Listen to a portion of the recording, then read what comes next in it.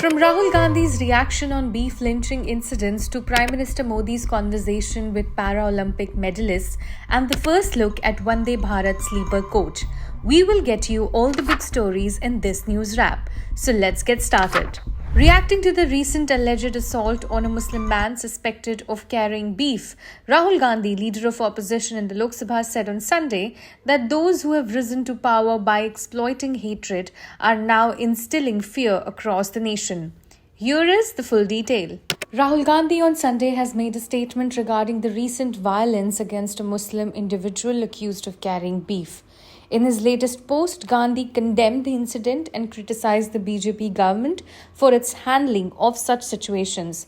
Rahul Gandhi wrote on X, and I quote, "Those who have climbed the ladder of power by using hatred as a political weapon are continuously establishing the reign of fear across the country. Hateful elements hidden in the form of mobs are openly spreading violence, challenging the rule of law." He further criticized the BJP government, stating, and I quote, "These miscreants have been given a free hand by the BJP government, which is why they have the audacity to commit such acts. Attacks on minorities, especially Muslims, are ongoing and the government machinery remains a mute spectator." Gandhi emphasized the need for strong legal action against those disrupting public order. He asserted further, and I quote, "The authority of law must be established by taking the strictest action against such anarchic elements." He concluded with a message, and I quote, "Any attack on the communal unity of India and the rights of Indians is an attack on the Constitution, which we will not tolerate. No matter how much effort the BJP makes, we will win this historic battle to unite India against hatred." Prime Minister Narendra Modi spoke by phone to the medal-winning para-athletes from the Paris Paralympics, including Mona Agarwal, Preeti Pal, Manish Narwal and Rubina Francis, praising their achievements. Let's listen their full conversation. Sir, मैं मनीष नरवाल बात कर रहा हूँ sir. हाँ जी sir, नमस्ते sir. मैं ठीक हूँ सर, आप ठीक हो सर?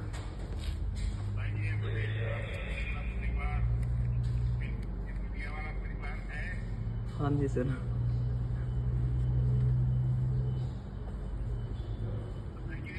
सर मैं देश के लिए सर दूसरी बार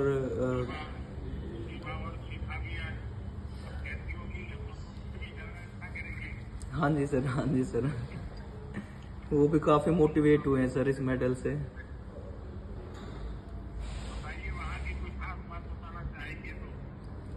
सर काफ़ी अच्छा मौसम है यहाँ पे और भारतीय निशानेबाज काफ़ी अच्छी मेहनत करके आए हैं और डेफिनेटली हम ज़्यादा मेडल लेके जाएंगे पिछली बार से।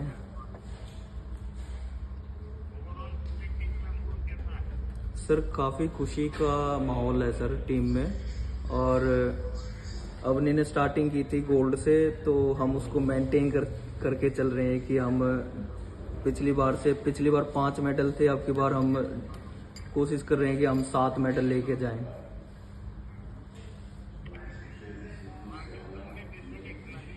हाँ जी सर। सर वो अप्रिशिएट कर रहे हैं सर इंडिया को कि पहले एक भी मेडल नहीं आता था, अब इतने सारे मेडल लेके जाते हैं।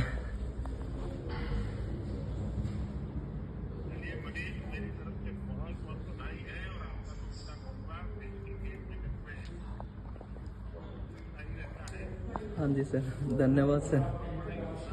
हाँ जी sir. Railway Minister Ashwini Vaishnav visited Bengaluru's Bharat Earth Movers Limited to inspect the new Vande Bharat coaches. The Vande Bharat sleeper coaches are expected to be dispatched this month and inaugurated in December. क्या-क्या facilities इसमें है और कब तक ये पटरी पर दौड़ जाएगी लगभग? बहुत ध्यान रख के, बहुत केयर के साथ कई सारे safety features, passenger amenities, staff के लिए सुविधा, इन सब को ध्यान में रखते हुए वंदे चेयर कार, वंदे स्लीपर, वंदे मेट्रो और अमृत भारत, इस तरह की 4 ट्रेन्स का जो कन्फिग्रेशन है, इसमें मॉडर्न टेक्नोलॉजी, सेफ्टी, लोको पायलट्स के लिए स्पेशल फैसिलिटीज़, जो सर्व करने वाले स्टाफ हैं, जो लिनन देते हैं या फिर जो फूड सर्व करते हैं, उन सब के लिए स्पेशल फैसिलिटीज़, ये सब ध्यान में रखते हुए नई डिज़ाइन के साथ चारों की चारों ट्रेन कन्फिग्रेशंस बने हैं। और साथ ही साथ ये मिडिल क्लास की सवारी है, इसलिए अफोर्डेबल फेयर रखा जाएगा, राजधानी के साथ इसको बेंचमार्क करके रखा जाएगा। और ये ओवरनाइट जर्नी के लिए रहेगी, यानी करीब 800 से लेके 1200 किलोमीटर की जो जर्नी है, यानी रात को 10 बजे 9 बजे के आसपास आप इसमें चढ़ें और अगले दिन सुबह कंफर्टेबली उतर जाएं। इस तरह की ये चीज़ें इसमें ध्यान रखा गया है।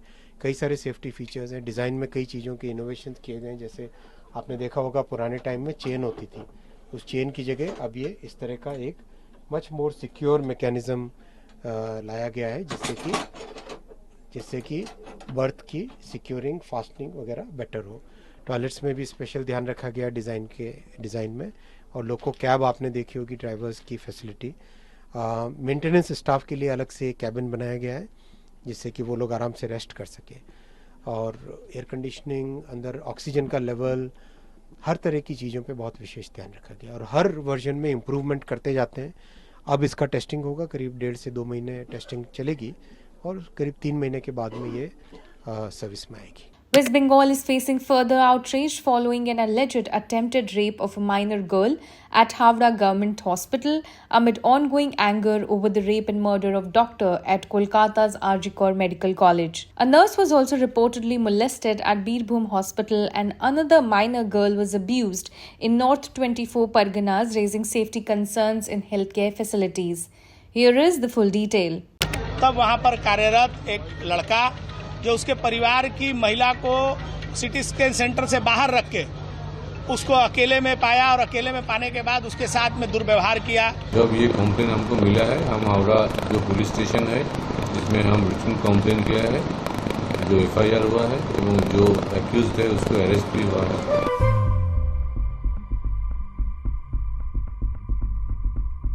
একজন মহিলাকে ট্রিট করার জন্য কিভাবে আপনি পুলিশ এই পুরো ব্যবস্থাটা এই যেটা হয়েছে এটা পুরো নেগলিজেন্সি আছে। আপনাদেরকে এত বড় আর্জিকরের ঘটনার প্রতি দেখছি no security no duty banner লাগিয়েছে, এর থেকেও তো শিক্ষা নেই। आरोप लग रहा है कि किसी बच्ची नाबालिग बच्ची के साथ दुष्कर्म करने का कोशिश किया गया, क्या बोलेंगे? जब ये कंप्लेन हमको मिला है, हम हावड़ा जो पुलिस स्टेशन है जिसमें हम रिटन कंप्लेन किया है, जो FIR हुआ है एवं जो एक्यूज्ड है उसको अरेस्ट भी हुआ है। और जो पार्टनर है private public partner CT scan, उसके साथ हम एक्सप्लेनेशन मांगा है। तो जो एक्सप्लेनेशन जब देगा वो हायर अथॉरिटी में भेज देंगे। हायर अथॉरिटी जो डिसीजन लेगा वही होगा। इस तरह का जो रात के समय जो आरोप है कि बच्ची को जहाँ ले गया सिटी स्कैन कराए, वो क्या सरकारी कर्मचारी थे या कॉन्ट्रैक्चुअल? वो प्राइवेट पब्लिक पार्टनर का कर्मचारी थे। प्राइवेट के पास वो अभी गिरफ्तार किया गया है। अस्पताल में अभी सुरक्षा व्यवस्था को लेकर के क्या क्या व्यवस्था किया गया इस घटना के बाद? रोगी और पेशेंट का जो रिलेटिव्स है उसका पूरा सुरक्षा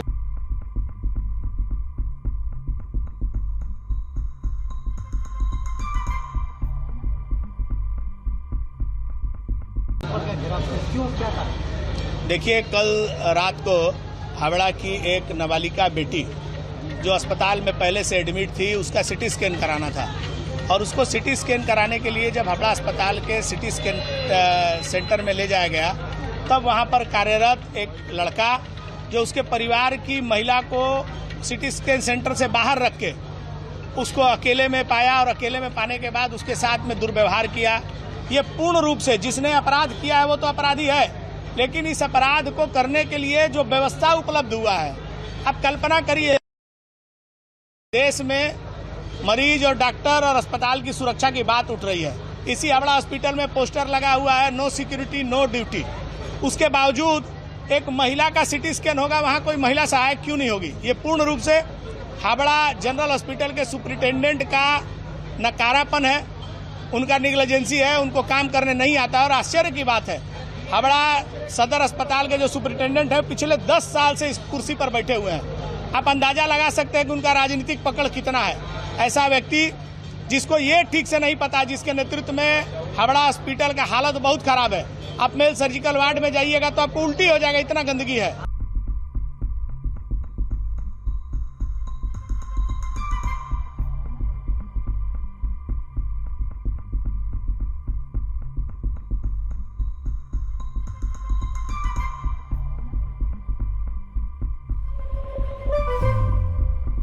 That's all for the day. Now we leave you with a viral video of crocodile rescuers transporting a 4.5-foot long crocodile on a motorcycle during a rescue operation in Vadodara.